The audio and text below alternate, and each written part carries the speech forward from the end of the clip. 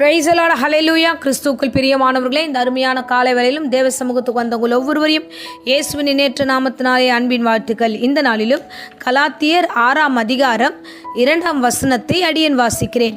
ஒருவர் பாரத்தை ஒருவர் சுமந்து இப்படியே கிறிஸ்துவனுடைய பிரமாணத்தை நிறைவேற்றுங்கள். ஆமென், ஹல்லேலூயா. ஒருவர் பாரத்தை ஒருவர் சுமங்கள் என்று தேவனாகிய கர்த்தர் நம்மிடத்தில் எதிர்பார்க்கிறார். பாருங்க, பவுல் விதமாய் சொல்லுகிறார், நீங்கள் உங்களுடைய காரியமாகவே பார்த்து கொள்ளாதீங்க, நீங்க கொஞ்சம் இந்த உலகத்தை திரும்பி பாருங்க. அநேகர் இந்த வேளையில பாரத்தோடு இருக்கிறார்கள், கவலையோடு இருக்கிறார்கள், யாராவது விசாரிக்க மாட்டார்களா என்று பலவிதமான எண்ணங்களோடு இருக்கிறார்கள். நீங்கள் மற்றவருடைய பாரங்களை சுமக்கிற பிள்ளைகளாய் இருக்க வேண்டும் என்று இவ்விதமாய் அவர் சொல்லுகிறார். பாருங்க, விசேஷமாக பிதாவாகிய தேவன் இந்த வேளையில நமக்காக இறங்கி வந்தது உண்மை என்றால், நம்முடைய பாரங்களை சுமக்க அவர் இறங்கி வந்தது, தன்னுடைய சிங்காசனத்தை விட்டு அவர் இறங்கி வந்தது உண்மை என்றால், இந்த நாட்களில நாமும் நம்முடைய நிலையை விட்டு இறங்கி கொஞ்சம் பார்ப்போம், பக்கத்தில் அக்கத்தில் இருக்கிறவர்களை பார்ப்போம். மற்றவர்கள் பாரத்தோடு வேதனையோடு எந்தெந்த பிரச்சனைகளை கலக்கத்தோடு இருக்கிறார்களோ அவர்களை நாம் விசாரிக்கிற பிள்ளைகளாய் இருக்க வேண்டும். ஆமென், ஹல்லேலூயா. இந்த காலை வேளையிலும் தேவன் உங்களிடத்தில் கேட்கிறார், இந்த உபவாச நாளிலும் கர்த்தர் உங்களிடத்தில் என்ன வார்த்தை திரும்ப சொல்லுகிறாரு? மற்றவருக்காக ஜெபம் பண்ணுங்க, மற்றவருடைய பாரத்தையும் நீங்கள் சுமந்து கொள்ளுங்க. இந்த சிலுவையின் பாடின் வழியாக கூட தேவன் சில காரியங்களை நமக்கு கற்றுக் கொடுக்கிறார். ஆமென், ஹல்லேலூயா. பாருங்க, வேதத்தில் ஒரு சம்பவத்தை நம்ம வாசிக்கிறேன். இயேசு கிறிஸ்து சிலுவை சுமக்கும்படியாக அவருக்கு தண்டனை கொடுத்ததுக்கு அப்புறம் அவர் சுமந்து கொண்டு வருகிறார். அவர் வருகிற வழியில ஒரு சம்பவம் நடக்கிறது. என்னென்றால், லூக்கா 23ஆம் அதிகாரம் 26வது வசனத்துல ஒரு காரியத்தை வாசிக்கிறோம். பாருங்க, அவர்கள் இயேசுவை கொண்டு போகிற பொழுது நாட்டிலிருந்து வருகிற சிரேனே ஊராகிய சீமோன் என்ற ஒருவனை பிடித்து சிலுவையை அவர் பின்னே சுமந்து கொண்டு போகும்படி அதை அவன் மேல் வைத்தார்கள். ஆமென், ஹல்லேலூயா. ஸோ இந்த வேத வசனத்தில் நம்ம வாசிக்கிறோம், இந்த மனுஷனை, அதாவது சிரேனே ஊராகிய சீமோன் என்ற ஒரு மனுஷனை அந்த வழியாக வருகிறாரு. அவர் ஏன் வராரு, அந்த இடத்துல ஏன் வருகிறார் அப்படின்னு பார்த்தோம்னா, அன்னைக்கு பஸ்கா பண்டிகையாக இருக்கிறபடினால எல்லா ஊர்களிலிருந்தும் எல்லோரும் அங்கே வருவார்கள். வந்து அந்த பண்டிகை நாட்களில் கொண்டாடுகிறதையும் எல்லோரும் வந்து போவதுமான ஒரு வழக்கமான இடம். ஸோ அந்த நாட்களில் அந்த மனிதன் இந்த நாட்டிற்குள்ளாக வரும்பொழுது அங்கே சிலுவை சுமக்கிற இயேசுவின் வழியை பார்க்கிறார். அந்த வழியாய் போன அநேக ஜனங்கள், விசேஷமா அந்த 27வது வசனத்தை வாசிச்சோம்னா, திரளான கூட்டங்கள் ஜனங்கள் அங்கே வந்து அவரை சூழ்ந்து கொண்டிருந்தாங்க. நிறைய ஜனங்கள் இயேசு கிறிஸ்து சிலுவை சுமக்கிறத பார்த்து அநேகர் அழுது கொண்டிருக்கிறார்கள். எல்லாரும் சூழ்ந்து இருக்கிறாங்க அந்த இடத்துல. அங்கே வெளிநாட்டிலிருந்து உள்ளே ஒருத்தன் வருகிறான், வந்து அந்த காரியத்தை பார்க்கிறான். பார்க்கும் பொழுது அவனை அங்கே பிடித்து இந்த சிலுவையை அங்கே கொடுக்கிறார்கள். சிலுவையை இயேசு சுமந்து வந்த அந்த சிலுவையை பலவந்தமாக அவனிடத்தில் கொடுக்கிறார்கள். சிலுவையை அவன் சுமந்து வரும்படியாக அதை அவன் மேல் வைத்தார்கள். இவனே சீமோனே, ஏசப்பா நீங்க கொடுங்க, நான் வச்சுக்கிறேன்னு சொல்லல, அவர்களே வைத்தார்கள். நீ இதை சுமந்து கொண்டு வா, இந்த மனுஷனுக்காக நீ சுமக்க வேண்டும் என்று சொல்லி இந்த சிலுவையை அவன் மீது வைக்கிறார்கள். அல்லேலூயா. அருமையான தேவ பிள்ளைகளே, இந்த காலை வேளையில கர்த்தர் உங்களிடத்துல சொல்லுகிறார், எத்தனையோ பிரச்சனைகளை நாம பார்த்து கொண்டு இருக்கிறோம்.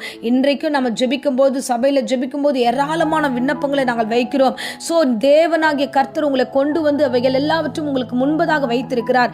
நீங்கள் இவைகளை சுமக்கிற பிள்ளைகளாய் இருக்க வேண்டும். ஆமென், ஹல்லேலூயா. யாருக்கோ என்னவோ இருக்கட்டும் என்று சொல்லி நாம் இருக்கக்கூடாது. மற்றவர்களுக்காக, மற்றவருடைய பாரங்களுக்காக நாம் ஜெபிக்கிற பிள்ளைகளாய் இருக்க வேண்டும். ஆமென், ஹல்லேலூயா. பாருங்க, இவர் அந்த நாட்டிற்கு ஏதோ ஒரு வழியாய் உள்ளே வருகிறார். ஆனால் வந்தவர் எங்கேனா, என்ன கூட்டமா இருக்கிறாங்க, சரி நம்ம அதை போய் பார்ப்போம் என்று அந்த கூட்டத்தினுடைய மத்தியில் அவர் வரும்பொழுதுதான் இயேசு சிலுவை சுமக்கிற அந்த காட்சி அவர் காண்கிறார். இயேசுவின் சிலுவையின் பாதையை அவர் பார்க்கிறார். பார்த்த மாத்திரத்திலேயே அவருக்கு ஒரு பெரிய காரியம். அவர் வேற மனமகிழ்ச்சியாய் வந்திருக்கலாம் அந்த ஊருக்கு, ஆனா அவருக்கு நித்திய வாழ்வு உண்டாக்கத்தக்கதாக இந்த வேதாகமத்தில், வெளியேற பெற்ற வேதாகமத்தில் அவருடைய பெயர் இடம்பெற வேண்டும் என்பதற்காகவும் தேவன் ஒரு அற்புதமான வாழ்க்கை அவருக்கு ஏற்படுத்தி கொடுத்திருக்கிறார். ஹல்லேலூயா. என் இயேசு நல்லவர், நல்லவர். பாருங்க, எத்தனையோ பேருடைய வாழ்க்கையில நம்ம வெளியில போகும்போது, மற்ற ஊர்களுக்கு போகும்போது, ரோட்ல போகும்போதோ எத்தனையோ பேருடைய வாழ்க்கை தலைகீழாக மாறி இருக்கிறது. அவங்கள பார்த்தேன், இவங்கள பார்த்தேன் அப்படின்ட்டு பாவத்தில் விழுகிறவர்களுடைய காரியத்தெல்லாம் நம்ம பார்த்துருப்போம். ஆனால் இங்கே நம்ம பார்க்குறோம் பாருங்க, இவர் அந்த பண்டிகைக்காக வருகிறார், அந்த ஊருக்குள்ளே வருகிறார், நிறைய பேரை பார்க்கணும்னு வருகிறார், சிலுவையின் காட்சியை பார்க்குறார். எத்தனையோ கேளிக்கைகள் அங்கே நடந்திருக்கலாம், ஆனால் அவன் சிலுவையின் காட்சி போகிற இடம் ஜனங்கள்லாம் அழுகிறாங்க, புலம்புறாங்க, அதை பார்க்க வருகிறார்.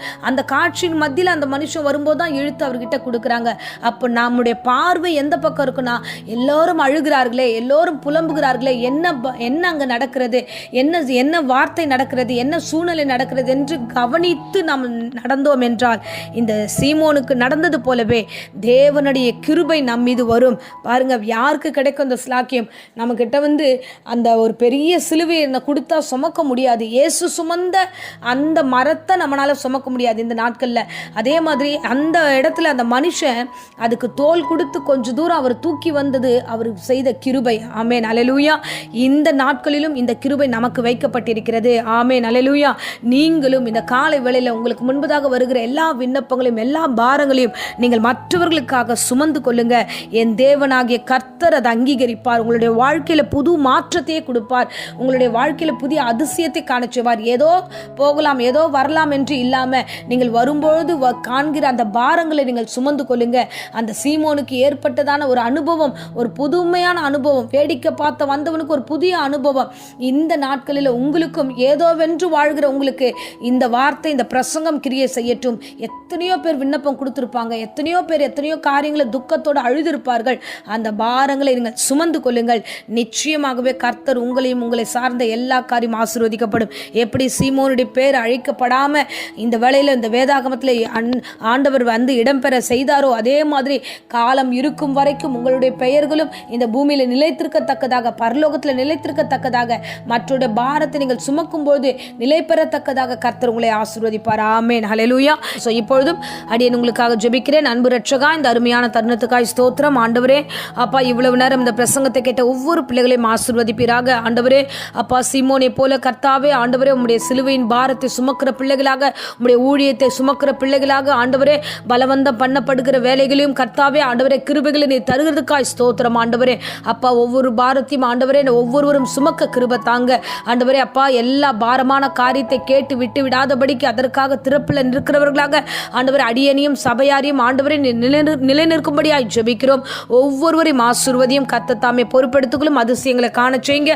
ஆவியானவர் பொறுப்பெடுத்து வழி நடத்துவீராக. இப்போதும் வியாதியோடு பலவீனத்தோடு யாராகிலும் இந்த பிரசங்கத்தை கேட்டுக்கொண்டுதான் பூரண சுகமும் ஆரோக்கியமும் உண்டாகட்டும். வழி நடத்தும் காத்துக்கொள்ளும். இயேசுவின் நாமத்திலே ஜெபித்து ஆசீர்வதிக்கிறேன் ஜீவனுள்ள நல்ல பிதாவே. ஆமேன், ஆமேன். Praise the lord. God bless you.